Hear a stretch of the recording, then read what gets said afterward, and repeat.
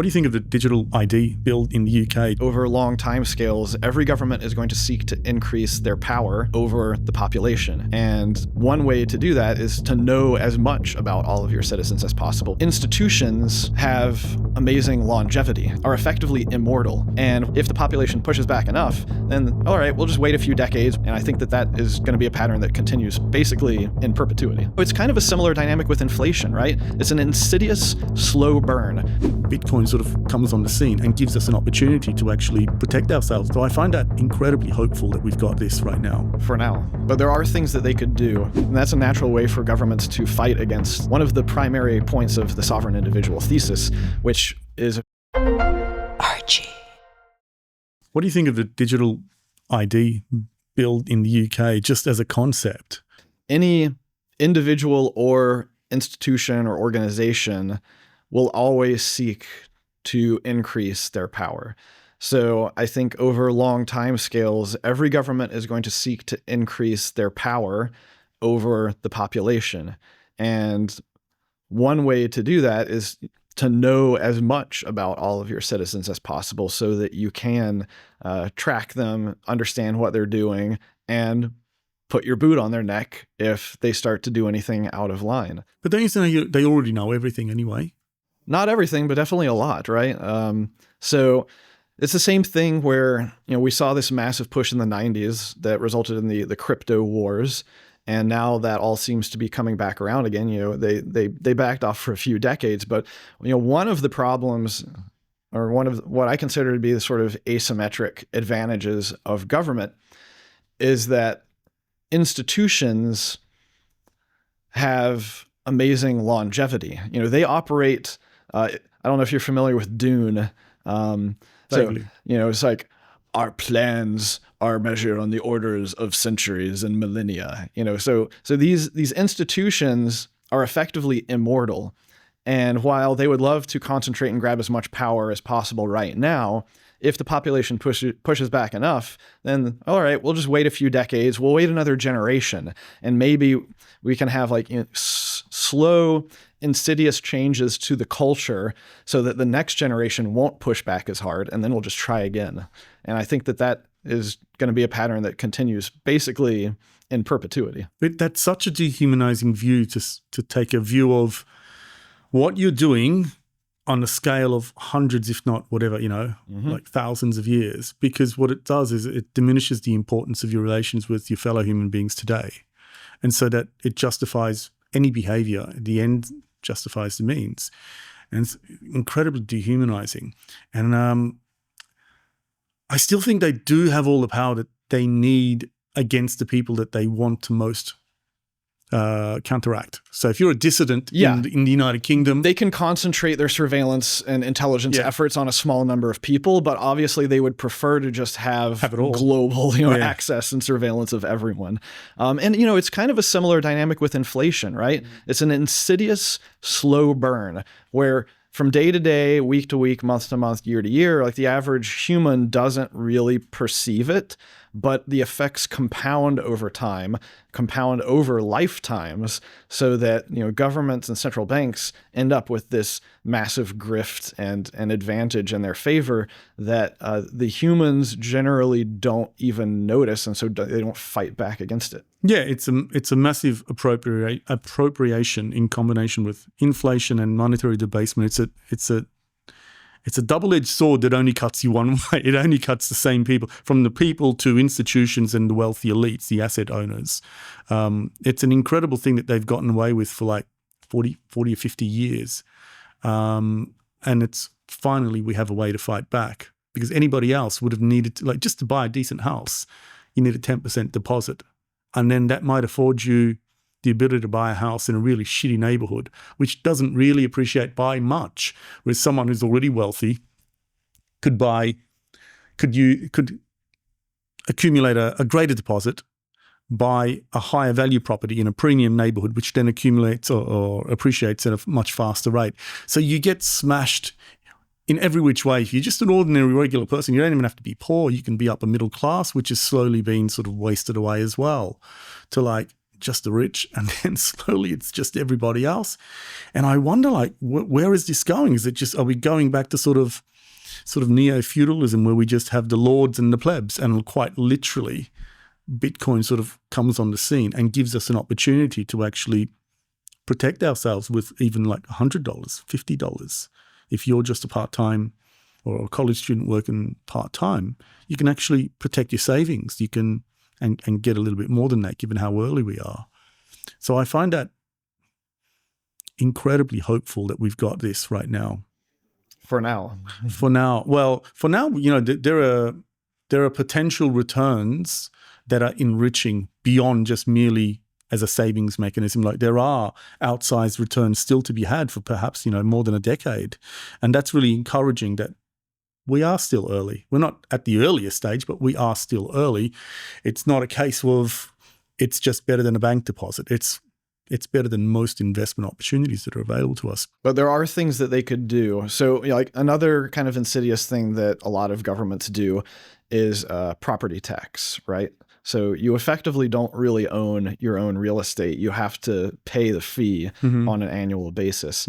And it's not outside the realm of possibility. I think some have actually started to go down this road of they could do the same thing with Bitcoin. They just call it unrealized capital gains, but it's effectively property tax under another name. Yeah, I mean, if they were to do that, I really like Michael Saylor's clip, which says, go fuck yourself, I'm leaving.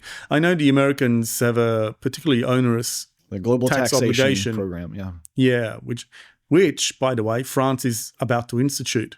If you're in a jurisdiction that taxes you at lower than 40%, you owe the difference. Yeah, I mean, and that's a natural way for governments to fight against one of the primary points of the sovereign individual thesis, which is effectively that as long as you can change jurisdictions, then the game theory should be such that any given government should be incentivized to give you the best and most favorable taxation scheme in order to reap the economic rewards. I know, but I just find the prospect of that so deeply offensive that you should have to give up your homeland, your country, your neighborhood, your community because of profligate government spending, irresponsible policy.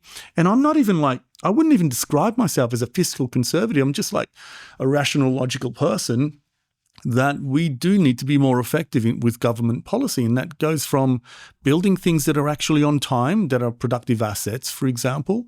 But, you know, in the UK, we can't even build a fucking fast train line.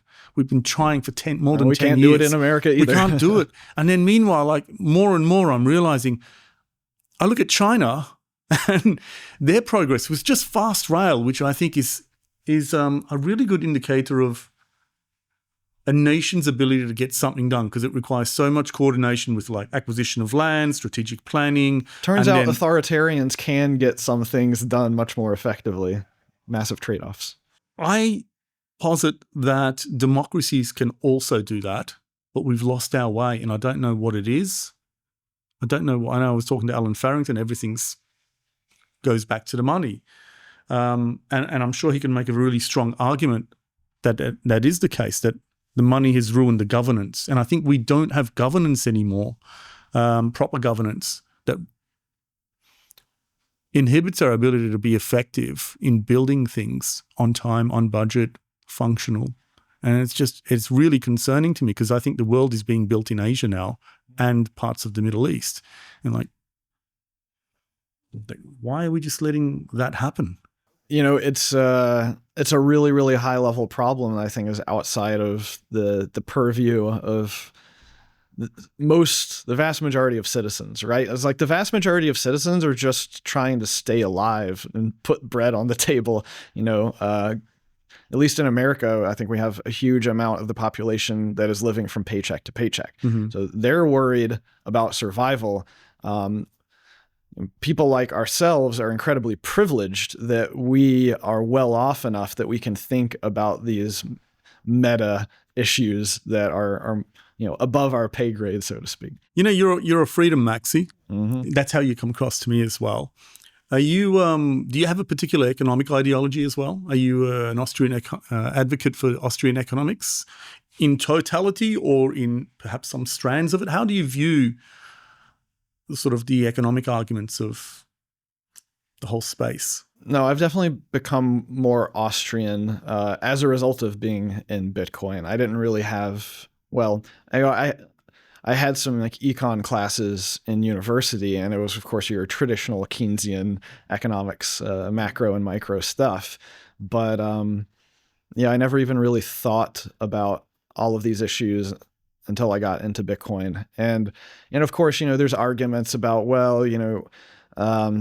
you need to have the financial levers to be able to try to like dampen the market cycles and so on and so forth. And I'm more hardcore, and I'm like, well, I think it's healthier to have more volatile market cycles and let the market figure it out itself.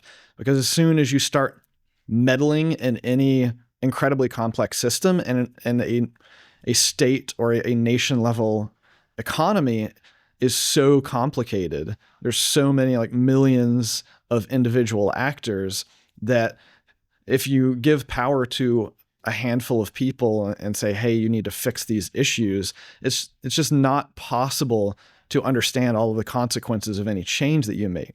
And so, that's why we've seen things like 100 years ago where China tried to have massive control over their like agricultural production and ended up having mass starvation that killed tens of millions of people. And I think that that's because when you start meddling with these incredibly complex systems, what you end up doing is you end up disrupting the flow of information. And by information, I mean price. Like price is the ultimate signal that you can rely upon in any highly complex system. And when you start trying to like inject these other signals, or like you have a large central bank or regulator, and they're the ones like putting out press releases effectively that are trying to send signals to the market that then reacts to it, it's just going to result in some of the more effective signals, I think, being lost. And then that can result in individuals and other entities making poor decisions because they don't have all of the, or at least quality signals to make those decisions off of. And we stop seeing the necessity for planning with contingencies, for example. Like if you know there is going to be a rainy day, then you save for that rainy day. You plan. It's kind of like, ancient civilizations and villages, they remember the flood, right? And so everything that they do, everything that they build is with that memory. And even if it's been generations before, those stories are passed on that there will be another flood. It happens. It might happen once in every 100 years. Whereas now if I was like going to buy a house somewhere and it says, oh, it has a 1 in 100 year flood chance. And I'm like, oh, okay, don't worry about it. It's not going to happen in my lifetime. Whereas ancient, older customs and cultures would actually go, well, let's not build there then. Whereas we're like, oh, it's only a 1 or 2% chance. Who cares? And I think we've lost the ability to plan with contingencies in mind like that. And the long tail, things that we thought were only outliers are actually happening quite regularly now. Like we're having crises every 5 or 6 years, and like really profound ones. They're becoming more and more volatile. And the intervention from government is bigger and bigger each time. So at what point does the government become toothless and unable to intervene in that? Because we went from an 800 billion bailout in 2008. It was a long time ago now. So what's the next bailout going to be? Yeah, I think that's what a lot of people who are looking more at the markets and trying to figure out like what's the market cycle or what's the next bubble. It's like there's always a bubble forming somewhere, but where in the market is it forming? And in many cases, if you're talking about an economy where you have central bank and related entities that are effectively injecting free money into different parts of the market, then that can end up creating bubbles that they grow potentially for many years before you hit an inflection point where it's just not sustainable anymore and something terrible happens.